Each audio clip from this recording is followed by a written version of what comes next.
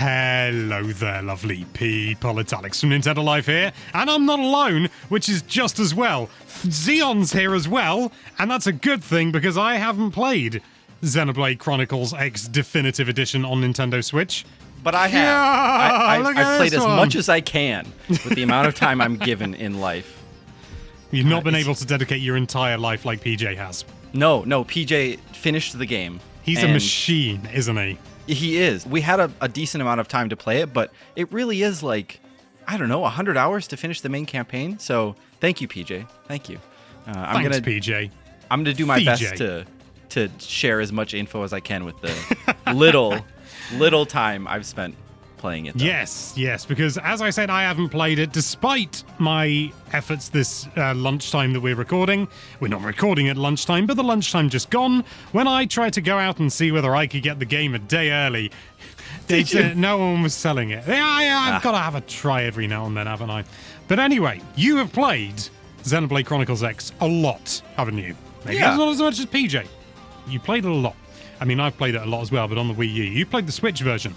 I would like to ask you some questions about it. Chief among them, isn't it a relief not to have to go and find all the individual characters in New Los Angeles again? So I didn't really play the original much. I picked it up, I booted it up, I played for like an hour, I think, and then I put it down and never touched it again.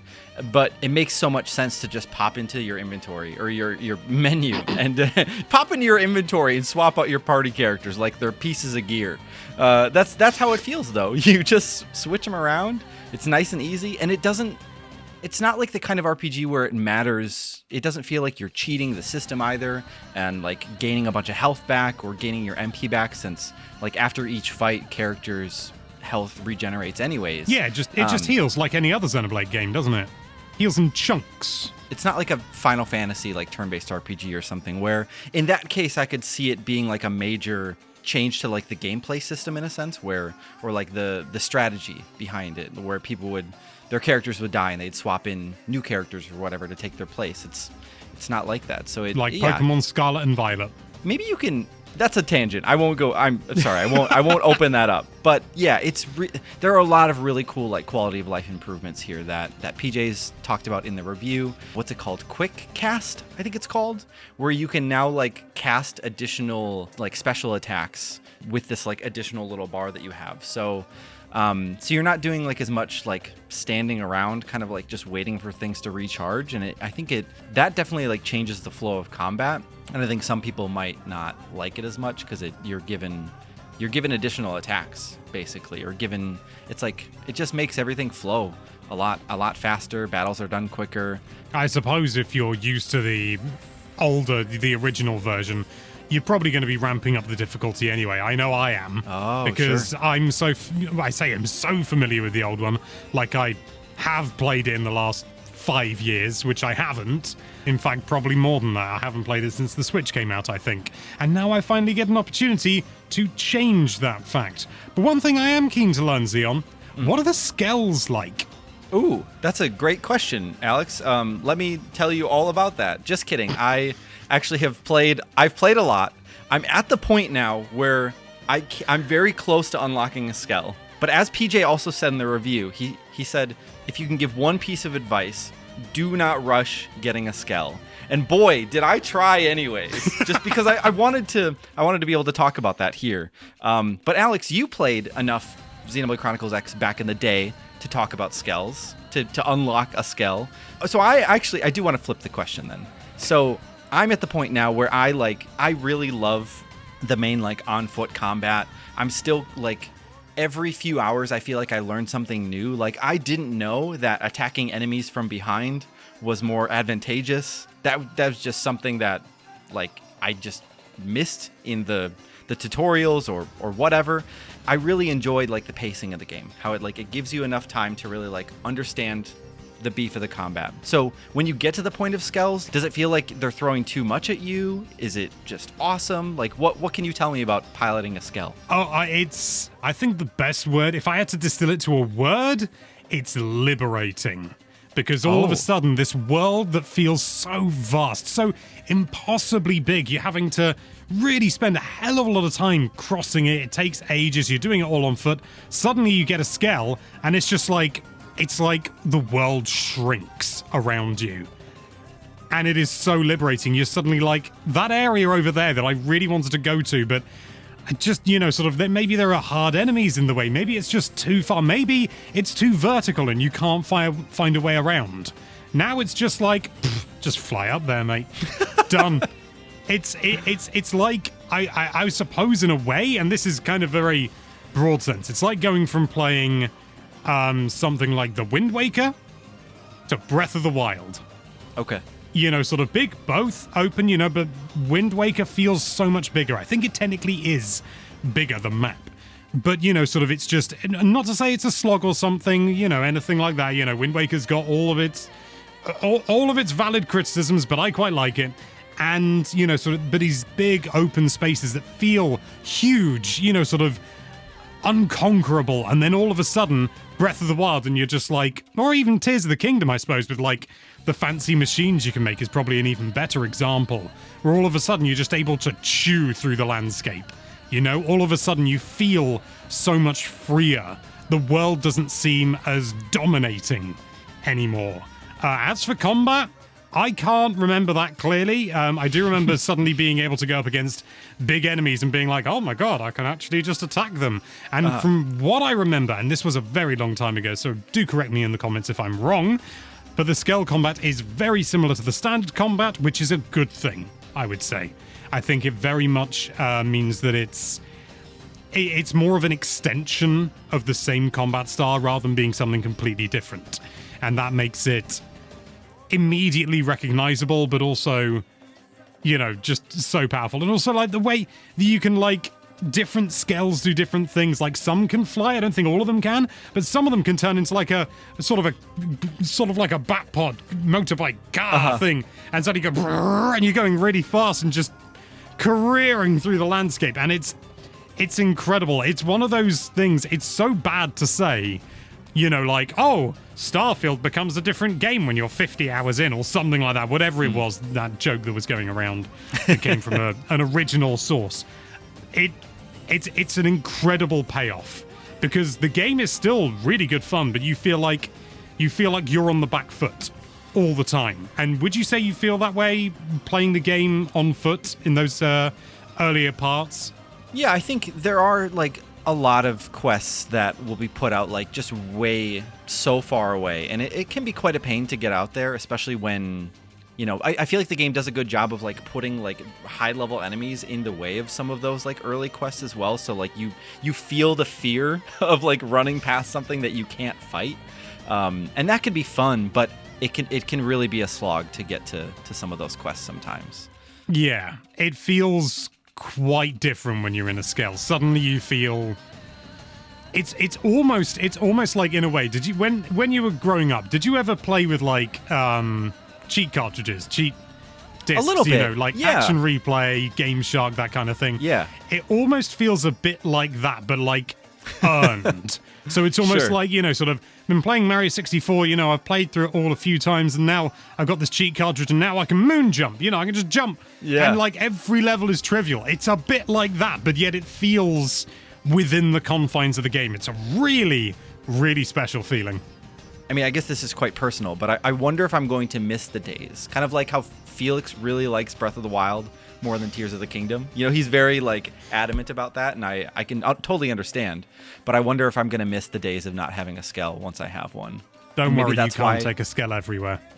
Oh yeah, because there's something about like you need resources to run a Skell, right? You need like propane or not propane.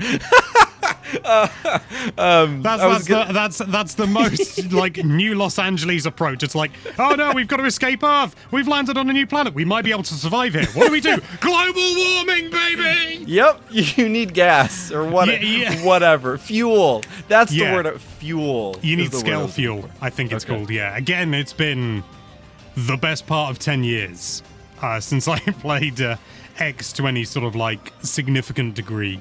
In fact, just say now, a lot of people say it's Xenoblade Chronicles Cross. I don't care. It's an X. Get over it. Yeah, I'm not crossed if you say that. It's fine. I do want to know, because one of the fun things was, sort of running around New Los Angeles. Obviously, there's not loads to do in it, but you did feel very, like... It was just fun running around what looked like a semi-ordinary, obviously it's futuristic, but a semi-ordinary street, and then jump about 20 meters in the air or something like that. It's a minor question. I just want to make sure it's still fun. It is. It's like your character can jump so far, it doesn't make any sense, and they do this slow-mo like superhero kind of fly through the air thing. It's awesome. And like it's got to be a gravity thing, surely. Oh, of course. Yeah, absolutely that. Nothing else to do with. Nope. Nothing. No other reason for that. But it is really fun to just like jump off this massive cliff or jump down to like the kind of residential sector of New Los Angeles. Like that it is still really fun. There's so much to draw your attention as well in this game. There are side quests all over the place. There's like big, tall enemies that's one thing that throws me off a little bit is like I'll see a really massive enemy that I'm finally like, oh, I've just hit level 25 and now I can take them on or something. But they look so innocent and serene. They're just drinking out of a body of water. They're just living their life. I don't want to go kill them. And I'm glad that I don't always have to. Something I have heard from someone, I can't remember who, sort of long dark hair, and it was about sort of... In his early 30s, yeah. What's with the camera? Sure. Has something changed there? Yeah. So I went and we did a big comparison video where we compared the new definitive edition to the Wii U version. I played a chunk of the Wii U version first and thought the camera was quite slow, but it had like a really nice, like smooth panning. It allowed for a lot of like really easy cinematic shots when you're playing the game.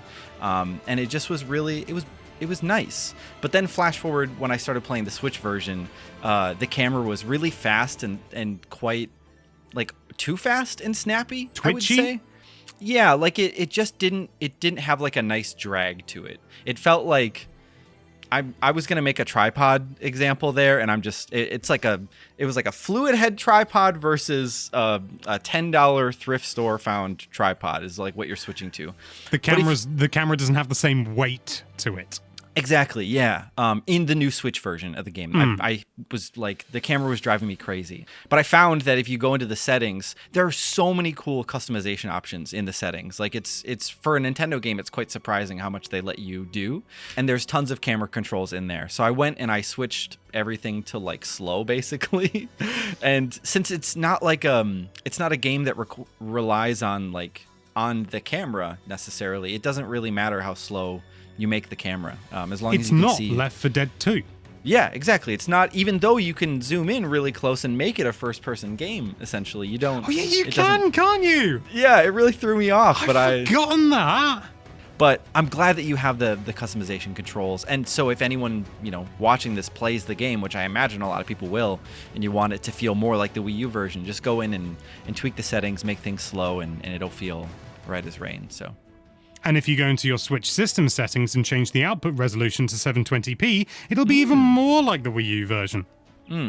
Speaking of resolution, by the way, I kind of had like a Breath of the Wild moment. When, I don't know if you played your Nintendo Switch, like your personal one, for the first time in handheld or docked, but you remember the feeling of like really being able to take away your Breath of the Wild save file and take it on the go with you, whether you're on the couch or you're just, in the car or wherever you are, it doesn't matter. It just was a magical experience. I think being able to open up Xenoblade Chronicles X Definitive Edition on the like Switch just in portable mode is crazy. I mean, of course it has like a resolution drop. This isn't a 1080 screen, but it's awesome being able to see this massive game running on a handheld and just it doesn't feel...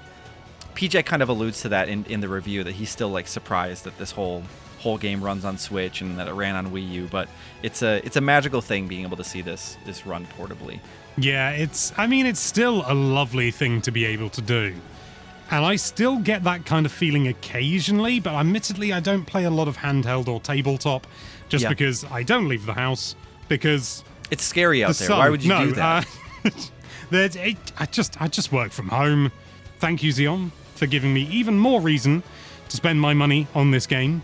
I will do that when this video has gone live. I will hopefully have it by that point. Depends what time I can get out of the house. But and also thank you so much for watching. If you like this video, then why don't you